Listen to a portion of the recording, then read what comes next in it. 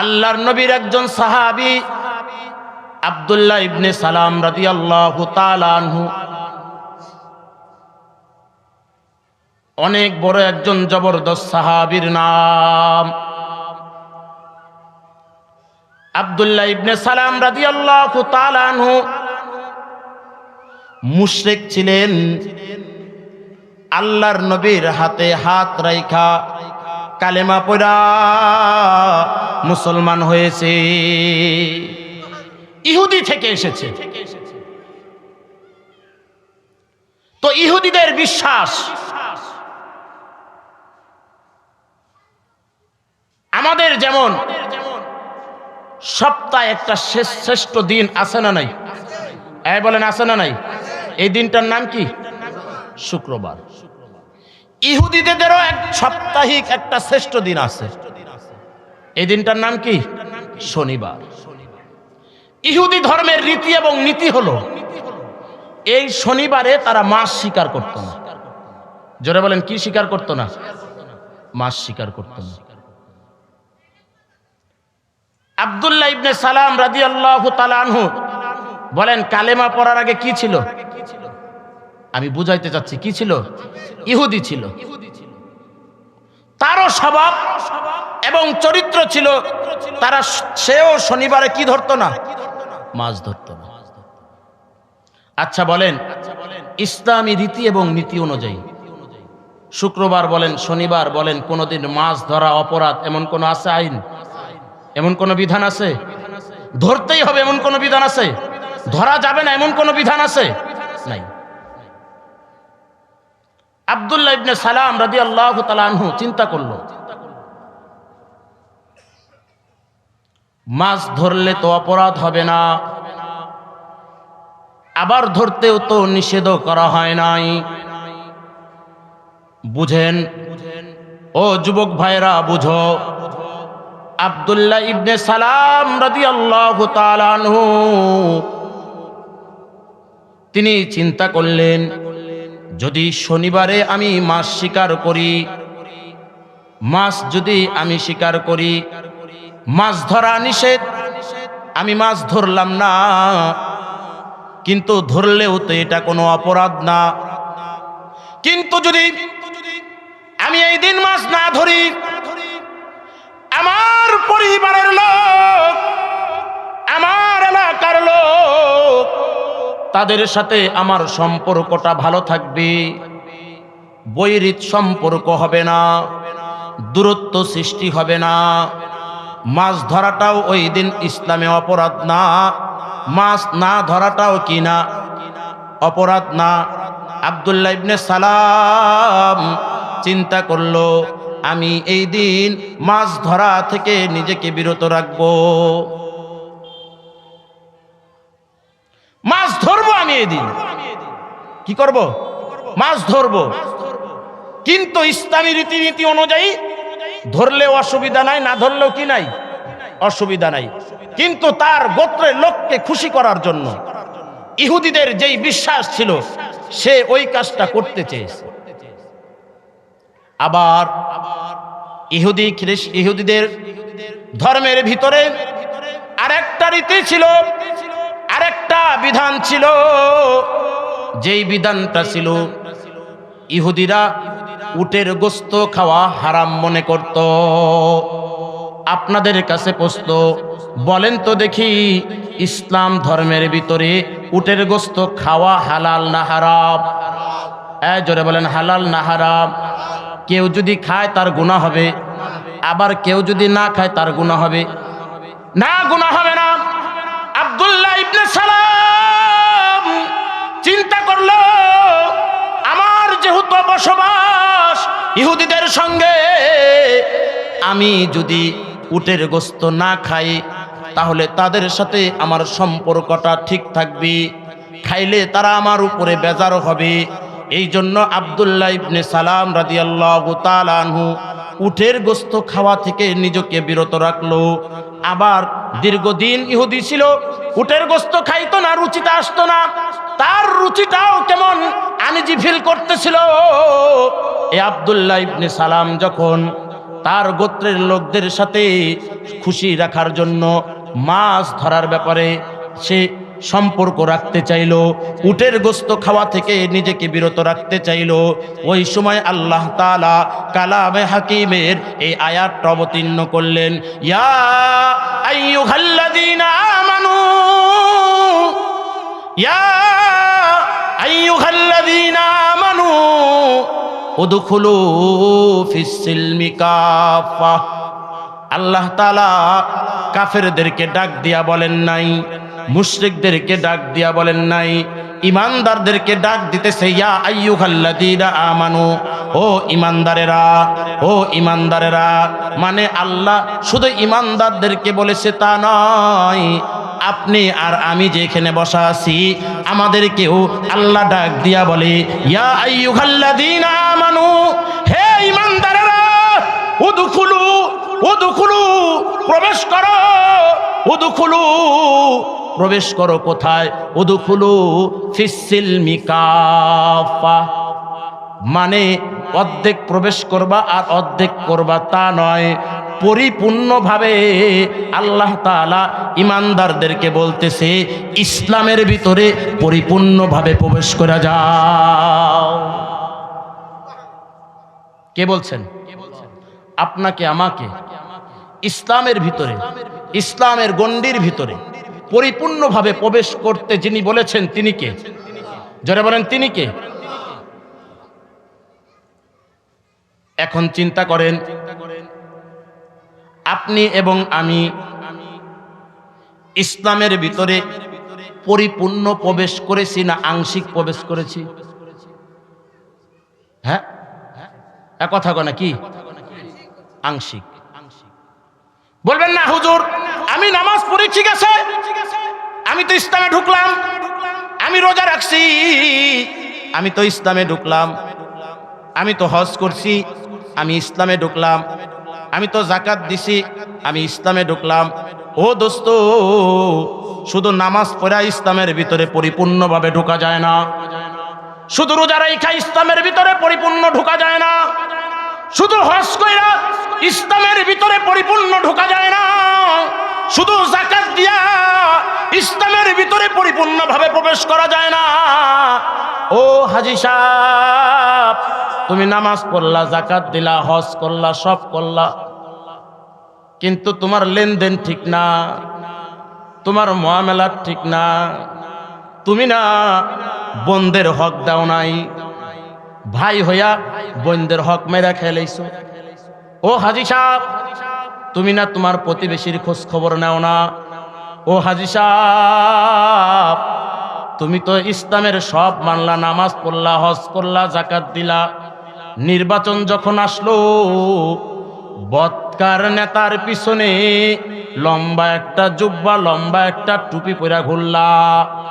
এইভাবে ইসলামের ভিতরে প্রবেশ করার কথা আল্লাহ তাআলা বলেন নাই। আল্লাহ তাআলা বলেছেন তুমি নিজে প্রবেশ করো, তোমার পরিবারকে প্রবেশ করাও, তোমার সমাজকে প্রবেশ করাও, তোমার রাষ্ট্রকে প্রবেশ করাও। মানে আল্লাহ বুঝাইতে চাইতেছে কোরআন দিয়া তুমি নিজে সাজো, তোমার পরিবারকে সাজাও, তোমার সন্তানদেরকে সাজাও, তোমার এলাকাবাসীকে সাজাও, তোমার রাষ্ট্রকে তুমি সাজাও। আর যদি তুমি এই কোরআন দিয়া এই রাষ্ট্রকে যদি তুমি সাজাইতে পারো, তাহলে তুমি উদখুলু ফিস-সিলমি কাফা, তাহলে তুমি ইসলামের ভিতরে পরিপূর্ণ প্রবেশ করে গেলা। হাজী সাহেব, হ্যাঁ, মসজিদে ইমাম সাহেবের পিছনে হাজী সাহেবের আলাদা একটা জায়নামাজ, জায়নামাজ তো বাদ দেন। এখন মসজিদ গুলাতে ব্যক্তির নামে নামে মসজিদের কোণে কোণে চেয়ার থাকে না, থাকে না? হ্যাঁ, হাজী সাহেব চিন্তা করে নাতনির বিয়া, নাতিরা ছাড়ে না, কি ছাড়ে না? 4টা ডেক সেট নিয়ে আসছে, 2 পেয়ার সাউন্ড বক্স নিয়ে এসে। হাজী সাহেব গানের ছেলায় বাইতে থাকতে পারে না, মসজিদের কোণে যাইয়া 500 দানা আর একটা তসবিহ নিয়া এবার মসজিদের কোণে বৈশা ইল্লাল্লাহ ইল্লাল্লাহ জিকির করে কি করে না? ও হাজী সাহেব, তুমি ঝিমা মুরগির মতো ঝিমা ঝিমা ইল্লাল্লাহ জিকির করতেছো, আর তোমার আহল, আর তোমার পরিবার, আর তোমার নাতি নাতকর 2-4 গ্রামের মানুষের ঘুম হারাম করে দিছি, কি জবাব দিবা? একটু চিন্তা করো, জিকির পরে করো, আগে যাইয়া নিজের পরিবারকে সামলাও। এই জন্য তো আল্লাহ তাআলা কালামে হাকিমের মধ্যে বলে, কু আনফুসাকুম ওয়া আহলিকুম নারা, কু আনফুসাকুম ওয়া আহলিকুম নারা। আল্লাহ বলেন, হে মুসলমানেরা, ও আমার বান্দারা, আগে নিজে জাহান্নাম থেকে বাঁচো। নিজে বাইচা গেলা, বাইচা মনে করলাম মসজিদে আমি বিছনা পাচ্ছি, আমি জাহান্নাম থেকে বাইচা গেলাম। না না, এখন তোমার পরিবারের প্রত্যেকটা সদস্যকে জাহান্নাম যাওয়া থেকে বাঁচাও।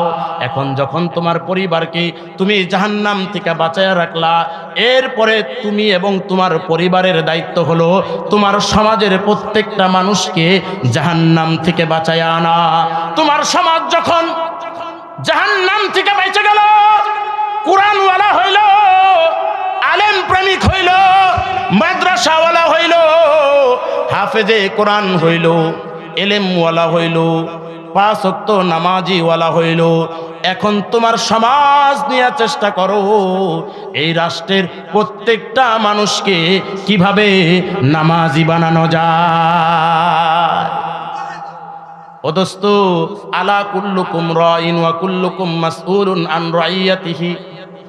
কি মনে করছো শুধু তুমি, তোমার উপরে তোমার দায়িত্ব? না না, পৃথিবীর প্রত্যেকটা মানুষ দায়িত্বশীল, প্রত্যেকটা মানুষ দায়িত্বশীল।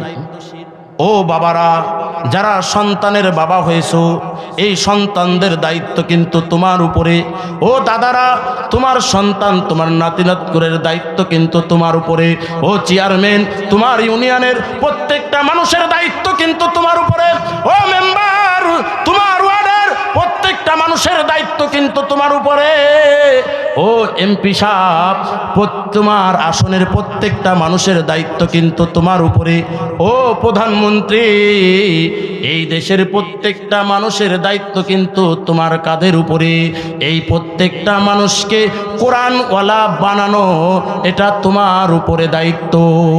আর এই 16 কোটি মুসলমানকে যদি তুমি কোরআনের দিকে না রাখতে পারো, আল্লাহর নবীকে যদি না চিনাইতে পারো, ও প্রধানমন্ত্রী, এই 16 কোটি মুসলমান আল্লাহর আদালতে তোমার ব্যাপারে মামলা দায়ের করবে। তাহলে বুঝলাম প্রধানমন্ত্রীর ব্যাপারে আমরা সবাই নালিশ দিব, কিন্তু আমরা যে সবাই 500 টাকা ভোট পাইয়া, ভোটের রাত্রে 500 টাকা পাইয়া চোর আর চুট্টা দিয়া সংসদটা ভরে রাখছি, তোমারে মনে হয় এর জবাব দিতে হবে না? হ্যাঁ, একটা গল্প বলি, শুনেন। বাংলাদেশের একজন প্রখ্যাত আলেমে দ্বীন আব্দুল্লাহ আল হুসাইনি রহমতুল্লাহ আলাইহি, শাহ সৈয়দ আব্দুল মজিদ নদীম সাহেব পাকিস্তান দামাত বরকাতুহুম, তিনি যখন বাংলাদেশে আসতেন, তার তর্জমান ছিলেন আব্দুল্লাহ আল হুসাইনি রহমতুল্লাহ। তিনি একদিন বয়ান করতেছে, এক জায়গায় বয়ান করতে গেছে, এলাকার মানুষ ধরছে, হুজুর আজকে একটু বয়ান করেন তো। কি বয়ান করব? আমাদের চেয়ারম্যান আমাদের কয়েক টন গম আর চাল মেরে দিছে, এই আল্লাহর ওলি দুনিয়া থেকে চলে গেছে।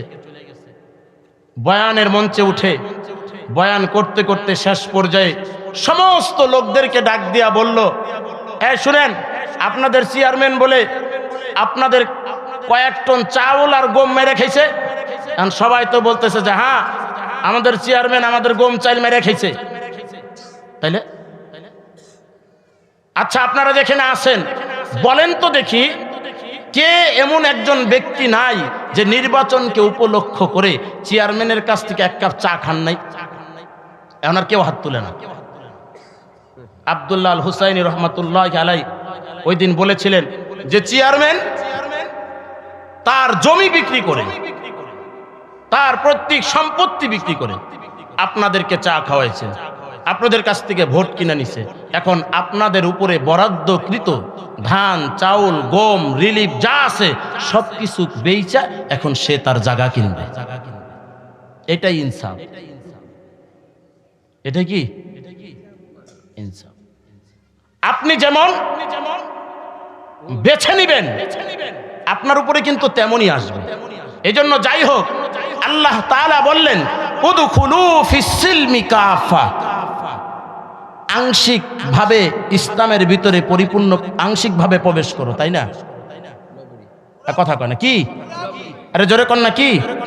পুরাপুরি প্রবেশ করো।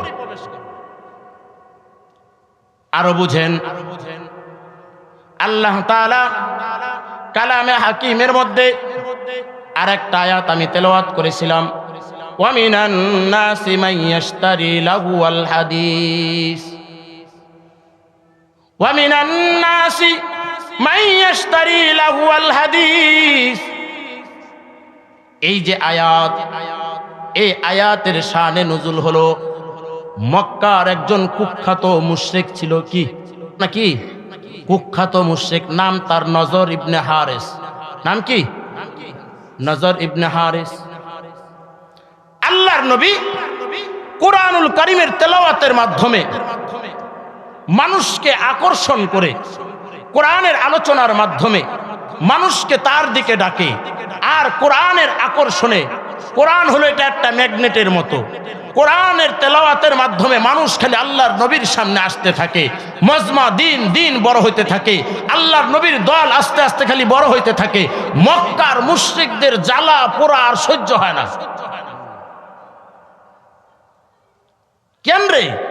আব্দুল্লাহর ছেলে মুহাম্মদের কাছে কি আছে, এটা কি পড়ে যেটা শুনলেই মানুষ তার প্রেমে পড়ে যায়, যেটা শুনলেই মানুষ তার কাছে ভিড় করে? বিকল্প একটা বুদ্ধি করতেন। এই মক্কার কুখ্যাত মুশরিক নজর ইবনে হারিস, আপনারা বিরক্ত হইতেছেন?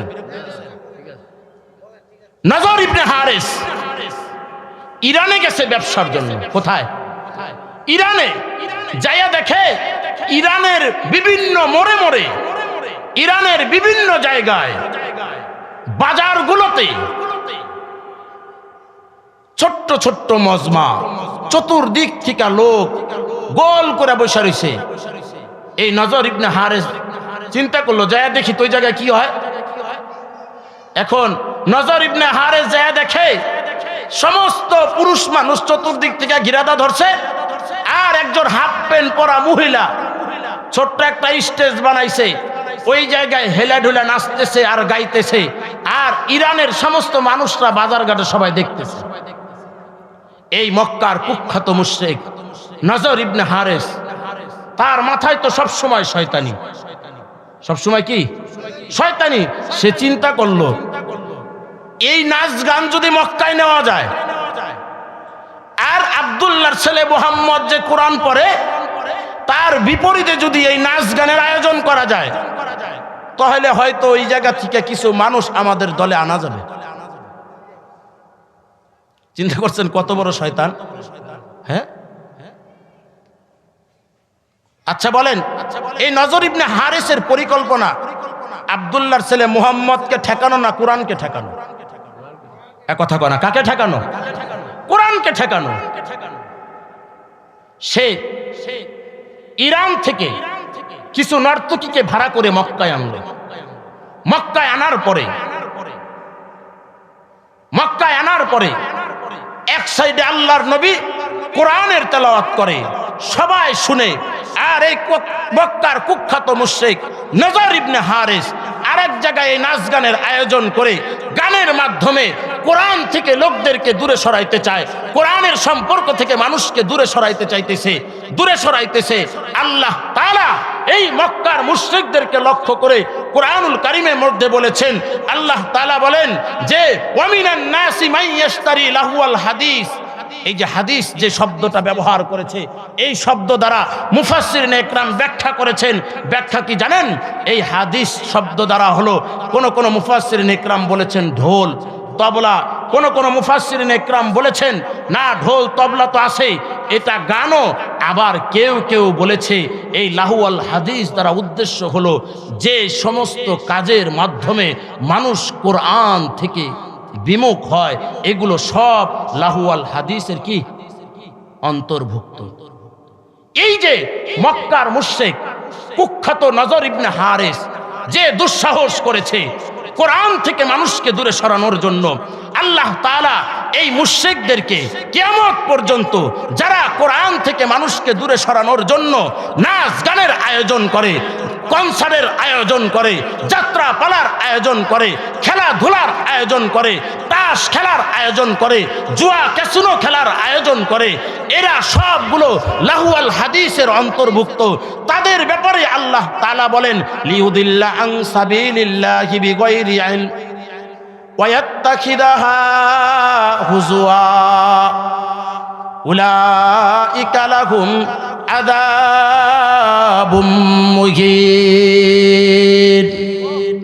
মক্কার এই মুশরিকদেরকে লক্ষ্য করে আল্লাহ বলে, যারা কোরআন থেকে মানুষকে দূরে সরাইতে চায়, নাচ গানের আয়োজন যারা করে, লাহুম আযাবুম মুহিন, তোমরা যে শুধু আযাব ভোগ করবা তা নয়, শুধু আযাব ভোগ করবা তা নয়, তোমাদের জন্য রয়েছে মুহিন, দুনিয়ার জিন্দেগিতেও অপমান আর লাঞ্ছিত। ও দোস্ত, যুব সমাজ, আজকে যারা নাচ গানের আয়োজন করো, আজকে যারা কনসার্টের আয়োজন করো, তুমি না জুমার দিন জুব্বা টুপি পইরা পাঞ্জাবি পইরা মসজিদে গেলা, তুমি না আজকের এই সুমাইয়া রাদিয়াল্লাহু তাআলা আনহা মহিলা মাদ্রাসায় তুমি বয়ান শুনলা? হ্যাঁ ও দোস্ত, এই দ্বিচারিতা তোমার যে আচরণ, আবার তুমি ওয়াজ মাহফিলের আয়োজক হইলা, আবার কনসার্টের আয়োজক তুমি হইলা, তোমার এই কাজগুলো তোমাকে দুনিয়ার জিন্দেগিতেও অপমান করবে, আর মৃত্যুর পরে চিরস্থায়ী যে আযাবের ঠিকানা জাহান্নাম, এই জাহান্নামে তোমাকে যাইতে হবে। এই জন্য দোস্ত, তোমাদের হাতে ধরি পায়ে ধরে বলা যায়, নাচ গান, রং তামাশা, মদ জুয়া, সুদ ঘুষ, এগুলো মুসলমানের কাজ না,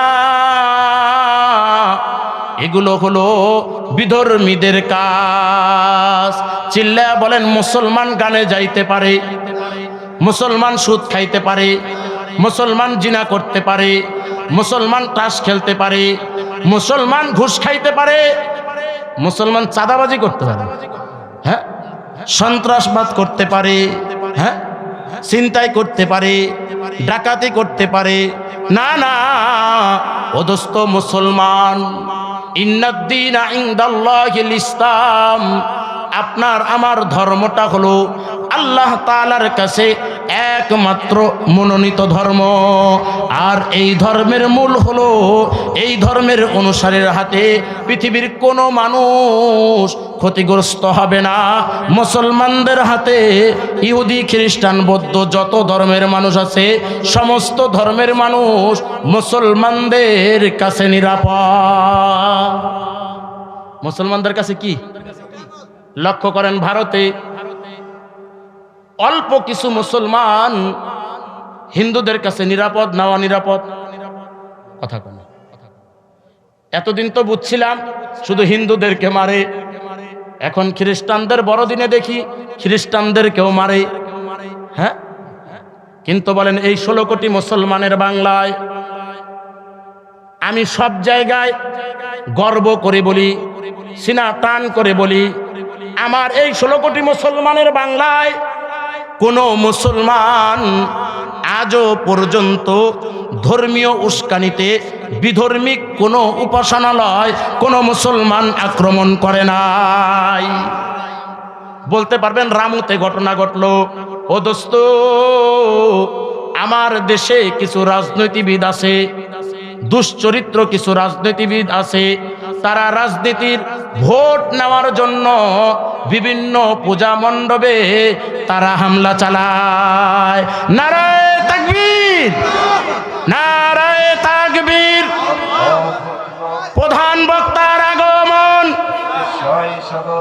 প্রধান বক্তার আগমন, হারুনুর রশিদ সাহেবের আগমন, নারায়ে তাকবীর।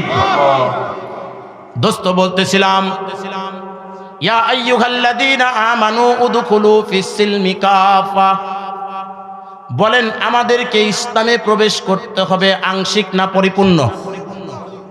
ওয়া মিনান নাসি মান ইয়াশতারি লাহওয়াল হাদিস, নাচ গান জুয়া, কোরআন থেকে যেই কাজগুলো মানুষকে কোরআন থেকে দূরে সরায়, এই কাজগুলো কোনো মুসলমান করতে পারে?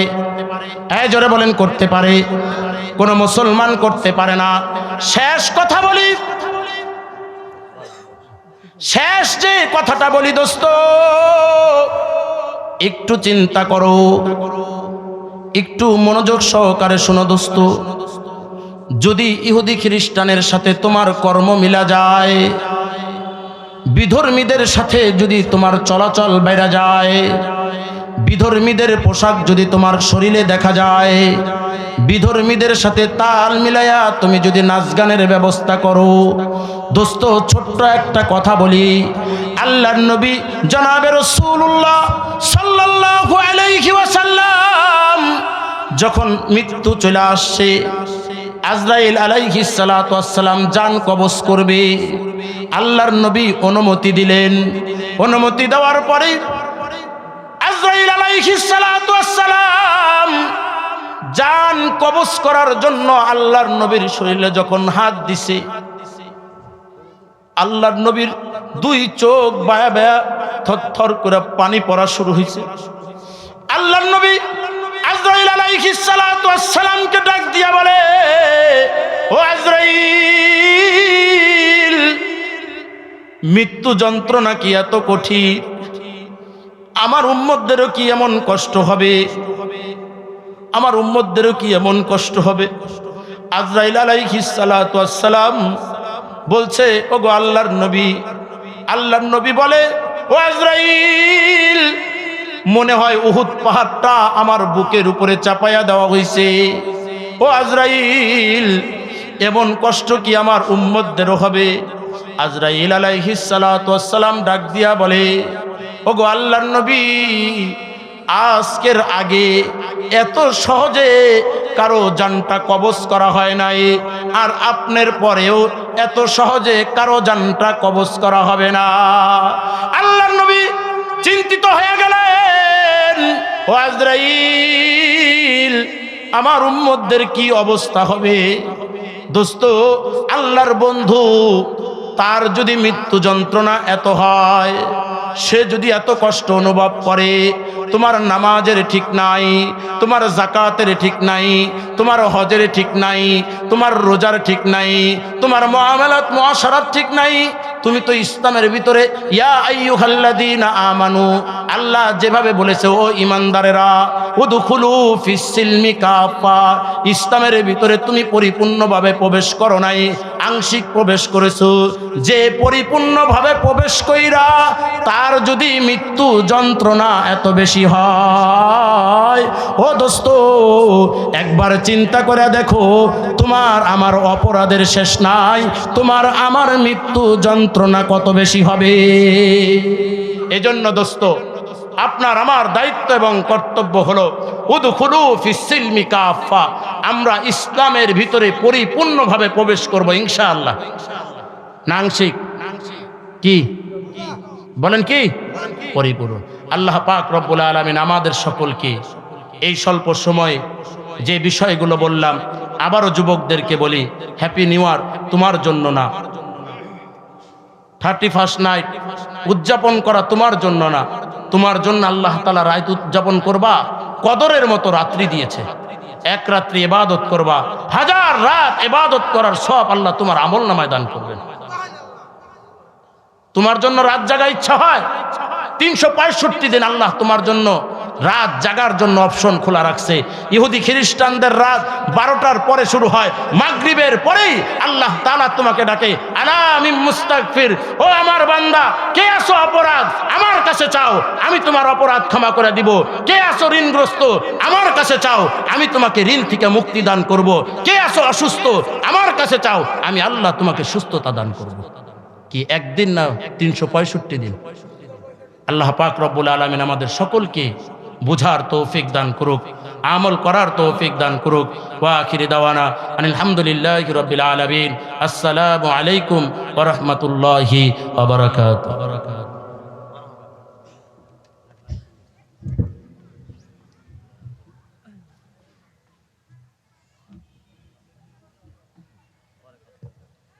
আসসালামু আলাইকুম ওয়া রাহমাতুল্লাহি ওয়া বারাকাতুহু।